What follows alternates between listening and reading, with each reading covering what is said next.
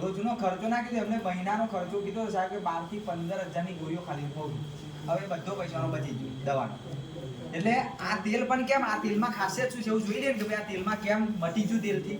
તો પહેલું તો આ તેલ આપણું કેમિકલી નહીં, આ બજારમાં જેટલા તેલ કયા છે કેમિકલી છે.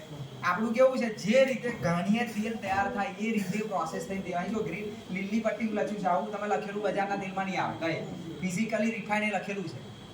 હવે આ ટાઈપનું તમે સિમ્બોલ વાળું તેલ ગોતો, કઈ ડીમાર્ટમાં કઈ નહીં મળે. પછી પાછું બીજું શું લખ્યું છે નીચે, જો કાર્બો લખ્યું છે ટ્રાન્સફેટ ફ્રી. જે મેં કીધું ને બજારના તેલમાં ટ્રાન્સફેટ 20% ઉપર આવે કેમિકલ, પેલું નુકસાન કરે, એ આપણા તેલમાં છે જ નહીં. જે રીતે ઘાણી તેલમાં ન તે રીતે આપણા તેલમાં છે નહીં. અને પાછું બીજું શું છે કે ભાઈ 3 ફેટ મેં બતાવ્યા ના, સેચ્યુરેટ ફેટ, પોલોન, આ ત્રણેય ફેટ આપણા તેલમાં બેલેન્સમાં છે, જે રીતે શરીરને જોઈએ પ્રમાણમાં. અને પાછું બીજું કેવું છે કે ભાઈ જેને બીપી આવ્યું, આ ટ્રાન્સફેટ વાળું ખાઈ ખાઈને જેને બ્લોકેજ થઈ ગયું છે, આવું બ્લોકેજને ખોલવા માટે જે વસ્તુની જરૂર છે ને એવા 3 પોષક તત્વો આપણા તેલમાં છે. એક છે ટોકોફેરોલ છે, પછી બીજો છે ટોકોટ્રાઇનોલ, અને ત્રીજા નંબર પર ગામા ઓરિજિનલ. હવે પેલા સાહેબને મેં કીધું કે ટેબ્લેટ આલી હતી, આ ટેબ્લેટ આલી દીધું, આપણા તેલની ટેબ્લેટ છે. અને બીજી એક આ ઓમેગા કરીને ટેબ્લેટ છે, આ આપણા તેલમાં પોષક તત્વો મળી જાય છે.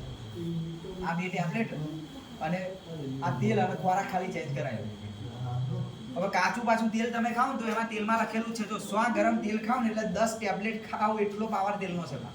એટલે કોઈને તકલીફ ના હોય અને રેગ્યુલર જો ખાલી આપણું તેલ ખાવામાં આવી જાય ને તો ક્યારેય કોઈને heart attack, diabetes, BP, gas, acidity જે લોકો રહે છે ને દવાઓ ખાઈ તેમાં 3 મહિના ઓછામાં ઓછું તમે આપણું તેલ અને બીજું શું લેવાનું છે, ખાલી આપણા મસાલા કયા, મરચું, હળદર, ગરમ મસાલા જે વપરાય ઘરમાં, એ કારણ કે આ બધા મસાલા કેવા છે આપણા એકદમ 100% ચોખ્ખી વસ્તુ છે, કલર કેમિકલ નહીં. અને મરચાં તો બી નહીં દરેલા. અને મેં જે વાત કરી ને કે ભાઈ આ જે